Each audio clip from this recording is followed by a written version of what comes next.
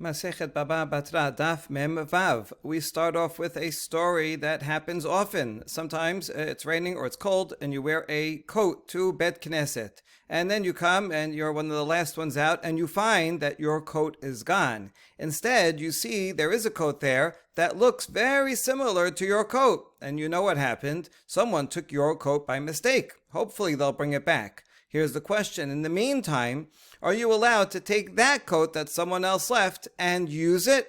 It's not yours, so technically you're stealing it. On the other hand, that guy took your coat, so can you use his coat in the meantime? That's the first case. Tenor Rabbanan. Nitchalefu lo kelim bekelim bebet ha'oman. Hare ze yishtamesh bahen ad sheyavo halav yitol et shelo. Bebet ha'abel o bebet ha'mishteh. Hare ze lo yishtamesh bahen ad sheyavo halav yitol et shelo. The Batra makes a distinction between two cases. If someone's garment got switched at the tailor's shop, I sent something in to the tailor or to dry cleaning, and then I got something different back. I got a different shirt. It looks similar, but it's not mine. So can I wear it in the meantime? Because, well, someone else has my shirt. I'll use this shirt. And the answer is yes, I can use that shirt in the meantime until the dry cleaner comes and brings my correct shirt. And then I'll give him back the wrong shirt that he gave me.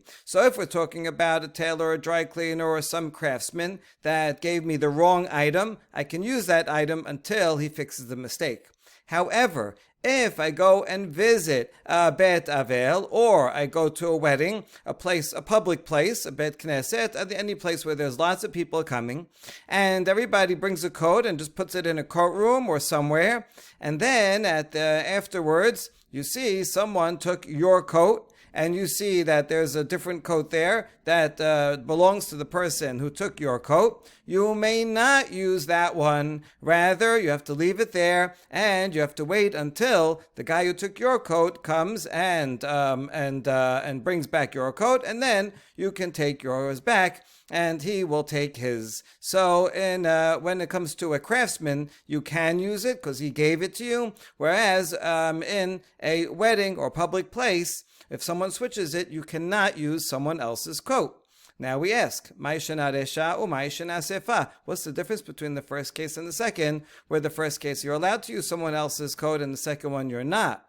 Amar Rav, hava yatibna kameh de chabibi, ve'amar li, v'chi en adam asur lomar la'uman, mechol li taliti. So Rav says, I was sitting before my uncle, Asad Bichiyah, studying from him, and he explained to me the difference. And he said, isn't a person likely to ask the craftsman to sell the garment for him? Sometimes someone has a garment that needs some fixing, so he might give it to the tailor, and he says, listen, you know what, tailor, fix it, and actually I don't even like it anymore. Why don't you sell it for me, right? You sell it for $15, give me $10, and you could keep that profit.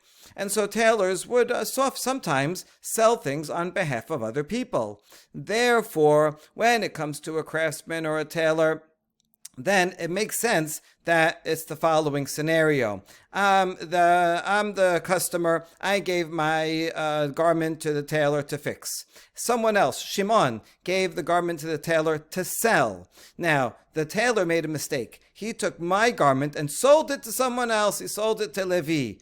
And he sold the wrong garment. So now I come to pick up my garment, and the tailor says, oops, oh no, what am I going to do? I sold your garment. So, you know what he'll do? He'll give me Shimon's instead, and he says, listen, use this in the meantime until I clear it up, right? Then he'll go back to Levi, the guy who took my garment by mistake, and he'll get it back, and they'll give him the one that Shimon's garment that he was supposed to sell, and he'll clear it up. But in that case, I'm permitted to use that garment because it actually doesn't belong to Shimon anymore. It was Shimon's garment. Shimon wants to sell it. So this garment is for sale. The tailor can sell it to whoever he wants. He made a mistake. He meant to sell it to this person, and he gave him my garment instead. So the tailor is giving me permission to use that garment in the meantime while he clears it up. And that's just perfectly within his right to ask me to use it because he could keep it himself, or he could sell it to whoever he wants. So in the case of the tailor, that's why I'm allowed to use it. I can assume that he gave it to me with permission. I'm not stealing someone else's garment. However, in the case of the wedding or the Bet Avel or a synagogue, this is someone else's garment, and just because that person took my garment by mistake doesn't give me the right to take his garment and steal it. He didn't give me permission to use it, and therefore, in that case, I am not allowed to use it. Amar Rav Chia bered Rav Nachman, lo shanu elahu, aval ishto banav la. Rabbi Chia, the son of Rav Nachman, qualifies this case of permission regarding the tailor, and says this is only permitted if the tailor himself gives the customer the garment, because then we can assume the tailor realizes mistake and gives it to you with permission. However, if it's the tailor's wife or son, they don't run the shop. They're just standing in while the tailor's out. They just man the shop. And it's more likely that they just made a mistake. They're not going to know all the ins and outs of that. That guy gave you, Shimon gave you something to sell, and then you gave it to someone else that was wrong. So they don't know all that history. So for them, if it's them, then it's more likely that they just took the wrong garment and gave it to you. So that would be a case of, like nowadays, a dry cleaner. It happens often. The dry cleaner drops off something that doesn't belong to me. That's not because someone asked the dry cleaner to sell it, right? They don't do that today. Rather, they just dropped off the wrong thing. So I can say, well, he dropped off the wrong thing. Can I use it in the meantime until he gives me my shirt? I'll use this other shirt. He says no, because if you assume that's just a mistake, then you cannot use it in the meantime. And if the wife or son of the tailor gives it to you, then they probably just made a mistake. And it was wasn't one that they were meant to sell. And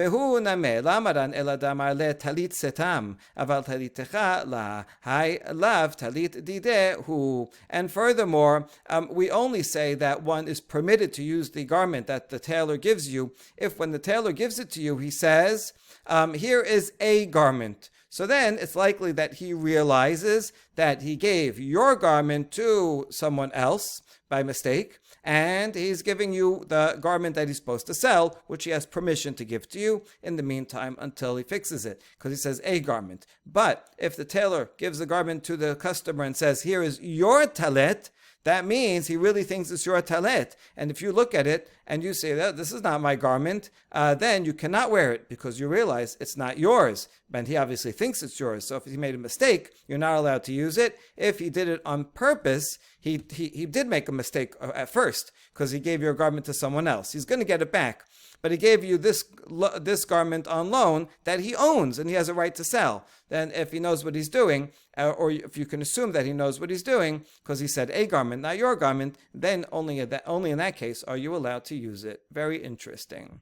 Amar le Abaye le Rava, ta achvi lach ramae de Pumpedita, my avdi. Abaye, who lived in Pumpedita, tells Rava, come and I want to show you the swindlers of Pumpedita. Look what they do, right? I live in a city where there's some dishonest people, and look at how they hide their dishonesty.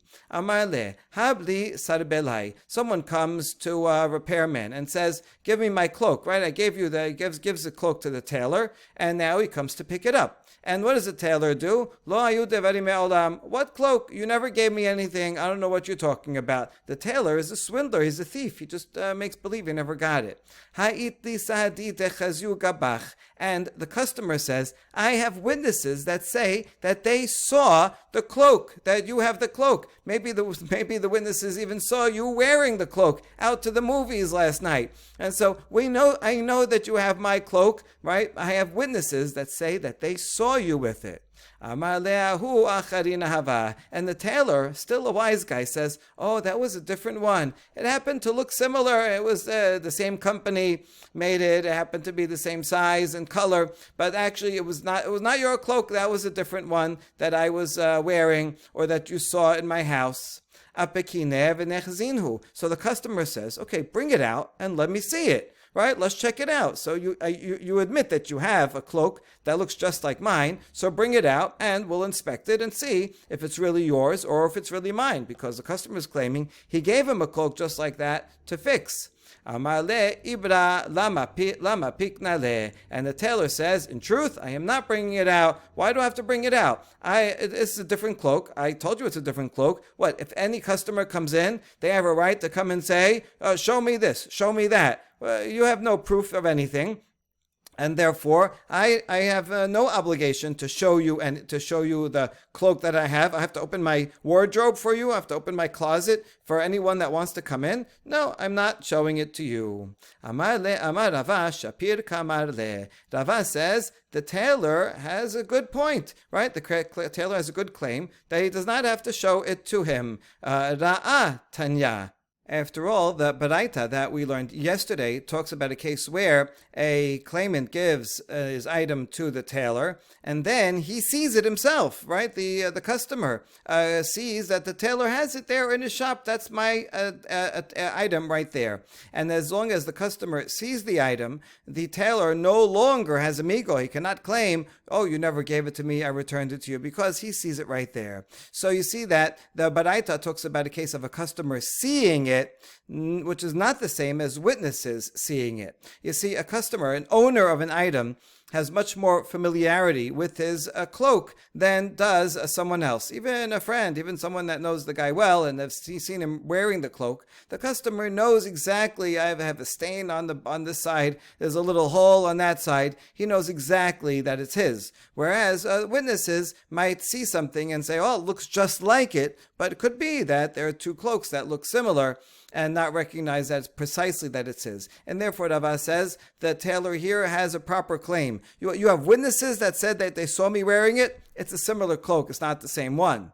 Unless the customer himself says, I saw you wearing my cloak, or I saw that you have my cloak there in your home or in your store. In that case, but only in that case, the tailor would have to bring it out so that he can inspect it and see, because the claim of a customer, which could be backed up by witnesses as well, but when the customer sees it, then only then it creates the claim, a proper claim, such that the tailor has to bring it out to inspect. But otherwise, just witnesses, he doesn't have to bring it out. So far, these swindlers of Pumbedita, right? Abaye has a problem with them because these are dishonest craftsmen, and they're taking stuff and just denying that they ever got it. And it's very difficult unless the customer sees it himself.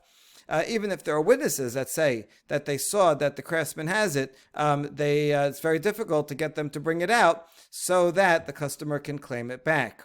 Amar Rav Asher, v'chakim mashve le'ra'a. Rav Asher says, if the customer, the owner of the item, is smart, he will find a way to turn it into a case where he sees it. Right? He has to find some ruse to get the tailor to bring out the item so that he can see it. Now, if he asks him, hey, that's mine, show it to me, he's not going to do it, just like the case we just saw. So what can he do to get the tailor to bring it out? Tamar le, amaita fisat le, la mishum de'it lach gabai. So here's what the customer can do. He can make a ruse and say, why are you holding on to my garment? Oh, I guess it's because I owe you money. What, I owe you, you think I owe you money, $1,000? All right. So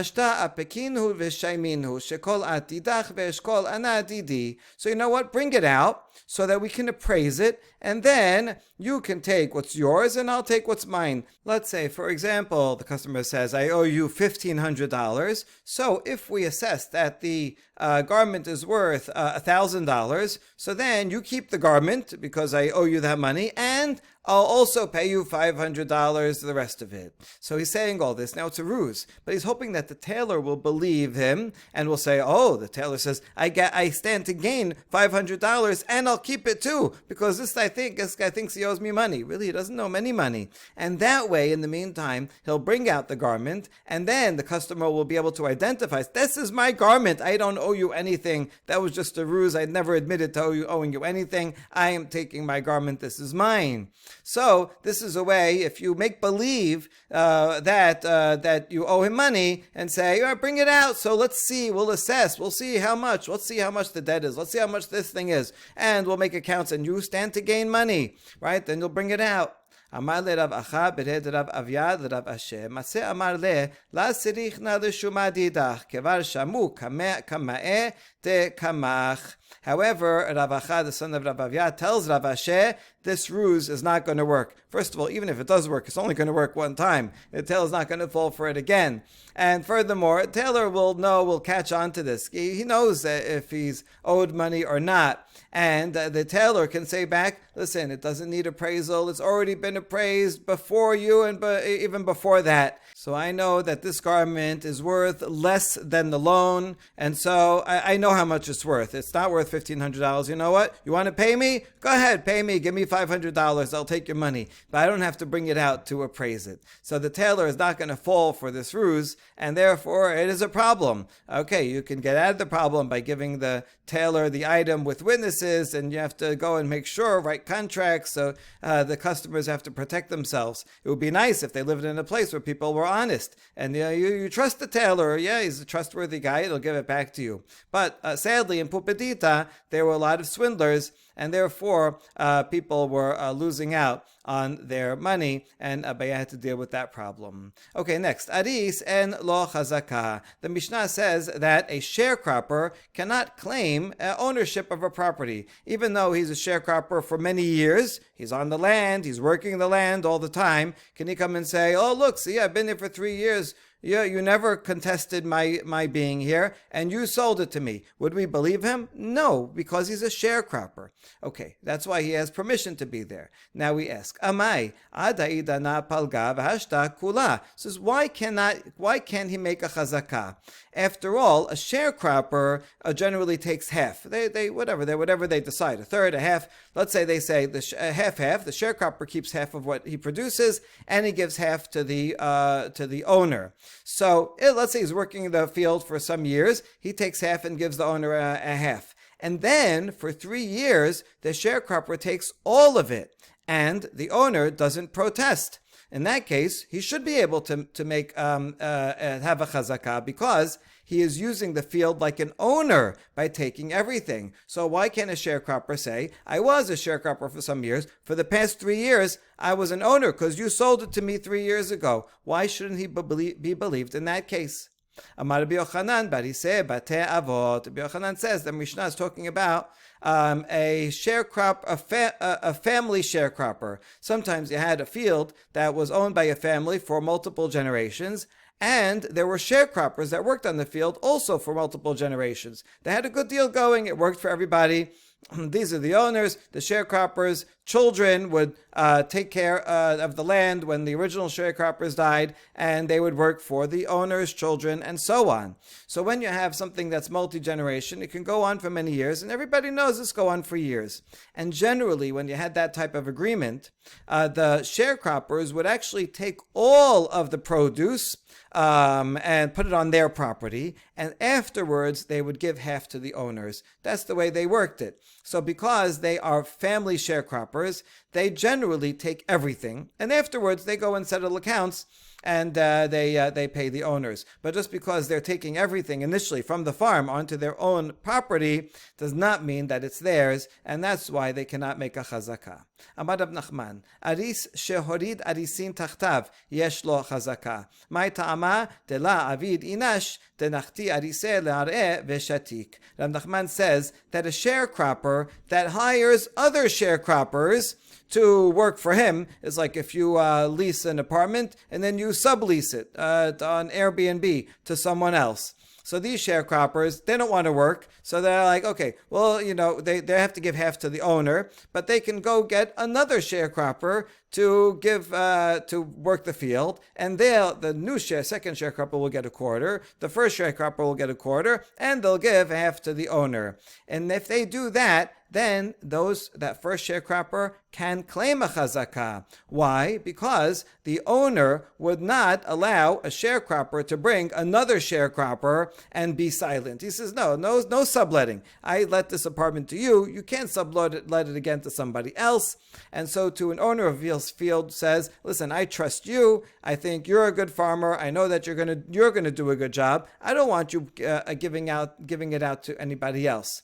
So he should protest. If the owner does not protest, That's a sign that he's not the owner. And the sharecropper is using it like an owner because he is hiring a second sharecropper. So if he does that for 3 years without protest, he can claim, this is my field. Amar Rabbi Yochanan, Arish shechilek larisin and lo hazaka. My tama emur had manya be'alma shavyu. Rabbi Yochanan has a limit on that previous law and says that if a sharecropper divvies out some jobs to other sharecroppers, in that case he cannot make a chazakah. It's not like this case where he's going on vacation. He says, okay, you guys are the new the sharecroppers and just send me a check. In this case, the first sharecroppers that the owner first hired are there. They're doing the work, but they need some help. So they get some other sharecroppers and say, hey, come, you do the plowing, you do this, you take care of that section over there. If they do that, then they cannot claim a chazakah, because we can assume that the owner appointed sharecropper number one as an administrator. They said, listen, you are the general manager here, and if you want, you can hire other people to do parts of it and pay them a percentage. So as long as the first sharecropper is there, is managing, is doing something, and giving out just parts to other people, then that's normal that an owner would do that and not protest. And therefore, the first sharecropper cannot claim a chazakah and say, look, I've been giving it out, you didn't protest. No, but you were there also. As long as they're sharing the work, the sharecropper cannot claim a chazakah. שלח לרב נחמן בר רב חיסטה לרב נחמן בר יעקב, ילמדנו רבנו אריס מעיד או אינו מעיד? הווייתי ברב יוסף קמא. אמר להכי אמר שמואל, אריס מעיד. והתניא אינו מעיד, לקשיא הדאיכא פרא בהרעה והדלקא פרא בהרעה. So Rav Nachman, the son of Rav Chisda, sent a question to Rav Nachman, the son of Rav Yaakov. Okay, both Rav Nachmans, one is not related, one sending a question to the other. He says, please, can the master tell me the answer to this following question? Can a sharecropper testify regarding the owner of regarding the ownership of the field that he is working on or not? Right? There's someone is coming to contest the ownership of this property, whether it really belongs to the owner. And the sharecropper, he says, I want to testify that my boss is really the owner. Now, is he considered an interested party? Because if it does belong to his boss, then he can remain a sharecropper and he can gain whatever he's going to produce. He gets 50%. So do you call him an interested party or do you not call him an interested party? So Rav Yosef was sitting before Rav Nachman bar Yaakov when he got the question, and Rav Yosef said to him, this is what Shemuel, I heard the following from Shemuel, that yes, a sharecropper can testify he's not considered an interested party. The problem is, Rav Nachman bar Yaakov said to him, I know a Braita, and the Braita says he cannot testify because he is an interested party. So now we have a contradiction here between Shemuel, who can't go against the Baraita. So what do? And Rav Yosef said, oh, I know. There's actually no challenge. Here we're talking about two different cases. The Baraita is talking about where there is still produce on the land. The land has produce on it that was not harvested yet. And therefore, if this land should suddenly be taken away and say, sorry, this never belonged to your boss, the sharecropper, then the sharecropper is going to lose out on his income for that year. And so that won't be good. Therefore, he has interest in making sure that it's held on to, that his boss holds on to it. You see, because if there's an actual owner that's not the boss, and he says, this guy stole it or made a mistake, then that owner, that claimant will take the land and take the produce that's currently on the land. He has a right to all of it. And the sharecropper will lose out. Therefore, the sharecropper is an interested party and cannot testify. That's the case that the Baraita was talking about. Whereas Shemuel, who said that he can testify, that's talking about where there was no produce on the land. The sharecropper already harvested everything. He took his share, he took his half, and that's it. He's gone. And so even if someone else could come and claim that it was his land, fine, that guy will take the land, but he won't be able to go after the produce, because that was stolen produce that already changed hands, and so he'll take up that money, the value of that produce with the owner, but the sharecropper, he will not have to give it up, and therefore it doesn't matter to the sharecropper whether he needs to whether this land remains in the hand of his boss or not. It doesn't matter. Now, it could be for next year. Maybe they made a deal or didn't make a deal. Maybe the sharecropper was going to continue, but that's already far off. You don't have to take that into account, right? The possibility of future gain, you don't have to take into account when discussing whether a person is reliable to give testimony. Right now, he has his produce, he already harvested it, and so it doesn't matter to him whether the boss keeps the land or it's taken away from him, and therefore Shemuel says, in that case, he is not an interested party and can be a valid witness. The next set of laws has an interesting mnemonic of Amalek. It's a strange mnemonic, but it's very memorable, right? You're not going to forget that. So the ayin stands for arev, and then malveh, and then lokech, and then kablan. So let's see all of these four cases about whether someone can testify on behalf of someone else, or are they considered an interested party in these cases. Tenora banan. Arev me'id lalove, v'hu de'it le ar'a achariti. A guarantor is permitted to testify on behalf of a borrower. So the case is a borrower has some land. We'll call it a piece of land number A. And someone is claiming that that land does not belong to this borrower. Says, no, this was my land. Okay, so we have the claimant against the land. Now, this borrower, there's a lender to, but is also a guarantor. The guarantor on the loan wants to testify that this land really belongs to the borrower. Now, he stands to gain, because if the borrower has land, then when the creditor comes, the creditor will take that land, right? If the borrower doesn't have money, doesn't have cash to pay, then there's a lien on it, he'll take that land. If this land never belonged to the borrower, someone else comes and takes it away, then the borrower will not have land, and the guarantor will be on the hook. So it seems that a guarantor is an interested party, and therefore cannot testify on behalf of the borrower. Okay, that would be true, however, only if the borrower owns only one piece of land, and then the guarantor will be on the hook for it. However, if the borrower has other pieces of land, then the guarantor can testify about that first piece of land. So we have this borrower, and he owns pieces of land A, B, and C. A piece of land A is being contested. Someone else says, it's not your land, I owned it all along. The guarantor wants to testify that this land really does belong to the borrower. In that case, he can, because even if the claimant wins the case and the borrower loses piece of land A, still the borrower has pieces of land B and C, and the guarantor still will not have to pay for the loan himself out of pocket. And so therefore, it makes no difference to the guarantor whether the borrower keeps a piece of land A or not. Now, there is a far-fetched chance that the pieces of land B and C also will be taken away by someone, and then he'll be on the hook. He's a little bit one step closer. But again, we don't take into account far-fetched multi-step cases.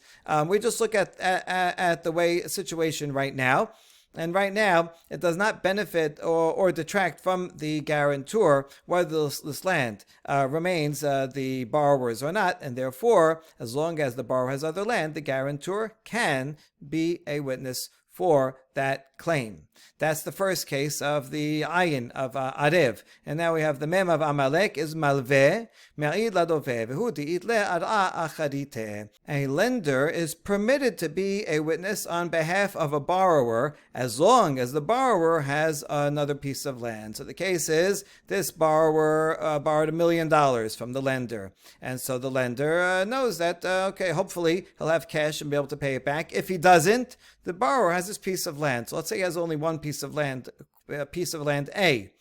In that case, the lender is very interested in the borrower keeping that piece of land, because otherwise he won't have a lien on it. He won't have a guarantee to collect from. So if the loveh only has one piece of land, then the malveh cannot be a witness on behalf of that very piece of land, because he's very interested in the loveh keeping it. However, if the borrower has multiple pieces of land, then the lender is not so concerned. Okay, even if the borrower loses that piece of land, still, when the time comes, he'll be able to collect from other pieces of land that the borrower has.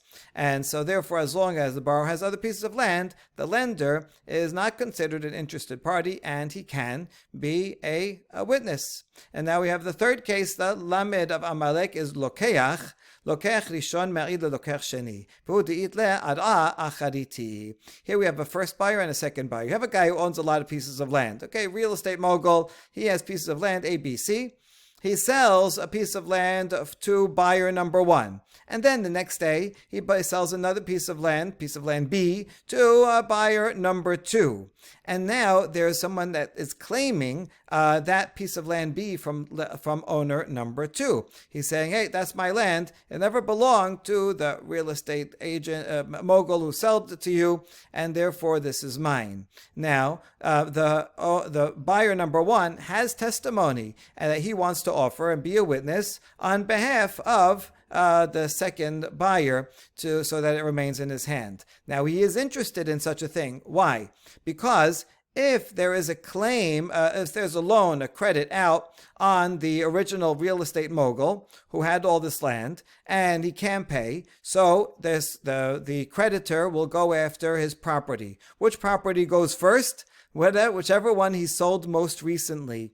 And therefore, it's going to be the second guy's land that gets sold most recently. Now, the buyer of number one, he is interested in making sure that this land will remain in the hands of buyer number two, because if a claimant comes and takes it away from buyer number two, then that land does not exist anymore. That's it. And if a creditor comes, then that creditor will take buyer number one's land. So the buyer number one is an interested party. And so if there's only two pieces of land, that's it, not such a big mogul. He only has two pieces of land. He sold it to number one, land A to buyer number one, land B to buyer number two.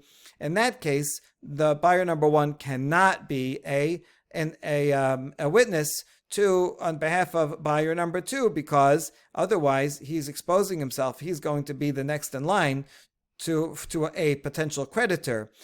So he'd rather that Lokech Sheni keeps his land. So in that case, he would not be able to be a witness. However, if the original owner has other land that can be taken besides these two, and that he still has under his ownership, or that he sold afterwards, well then the first buyer, it really doesn't care if the second buyer keeps the land or not, because there's already multiple steps of protection. We don't have to worry that all 10 pieces of land are all going to be taken away and it's going to go to him, as long as there's some other land. So then we don't have to worry about it, and he is not considered an interested party, and can be a witness on behalf of buyer number two. And now the last case is the Chof of Amalek is Kablan, Amri la me'id, v'amri la eno me'id. Amri la me'id karev dameh, v'amri la eno me'id nichaled leheve bide tadvaihu. Techiyate bal chov, maide ba'e shakil. A Kablan is like a guarantor, except he's an unconditional guarantor. A regular guarantor only has to pay if the borrower can't come up with any money. Then the borrower says, I have no money, I have no land, then the guarantor steps in. But a kablan, unconditional, the lender can go to him first. Even if the borrower has money to pay, the lender can say, I don't want to deal with him, I just go straight to the guarantor. So that's a kablan. So, can a kablan testify on behalf of the borrower? The borrower has some piece of land, and he has other land as well, let's say, right? So it's a case where if it was a guarantor, he would be able to testify because the borrower has two pieces of land or more. So in this case, is it any different? Can one of the pieces of land that's owned by the borrower is being contested by some claimant? And so can the kablan be a witness on behalf of him or not? Some say yes, and some say no. Some say yes, he can, because he's the same as a guarantor. It's the same thing. And just like a guarantor, as long as the borrower has at least two pieces of land, and therefore, even if one piece is taken away by the claimant, the borrower has another piece, and therefore the guarantor is not immediately going to be on the hook, even if this land is taken away, because there's another piece of land, so he's not an interested party, and therefore can be a witness. And the same thing would be true of a kablan, even though the kablan can very likely that he'll have to pay first. But okay, even if he has to pay first, and the borrower's one piece of land of the borrower is taken away, he'll go and recollect from the other piece. So we could say it's the same thing. But other people say, no, an unconditional guarantor cannot be a witness, not even if the borrower has two pieces of land. Why? Because the guarantor wants to make sure that the borrower has more. The more the better. At least two pieces of land, so that when the lender comes, the lender will have more choices, and he will take what he wants. So therefore, if the borrower has both of these pieces of land, then he'll say, oh, look at these nice pieces of land, you know what, and he'll pick the better one, and he won't bother the kablan. So that's the kablan is interested in making sure that the guarantor, that the borrower has both pieces of land. Because if he has only one piece of land, then the lender will come, oh, that's all you have, that one piece? You know what? I'm going to go get the money from the kablan. So according to that, it is different. When it comes to a guarantor, regular guarantor, there the lender has to go to the borrower first. And if the borrower has even just one piece of land, he'll take that piece of land, and the guarantor is protected. So in that case, the guarantor can testify. The guarantor doesn't care that if the lender has more choices or less choices, the lender has to take that one when it comes to a regular guarantor. But an unconditional guarantor, it's in his interest to make sure that the borrower has multiple properties, so that it'll be more likely that the lender will take from one of those properties and will not bother the kablan. Baruch Adonai Leolam. Amen ve'amen.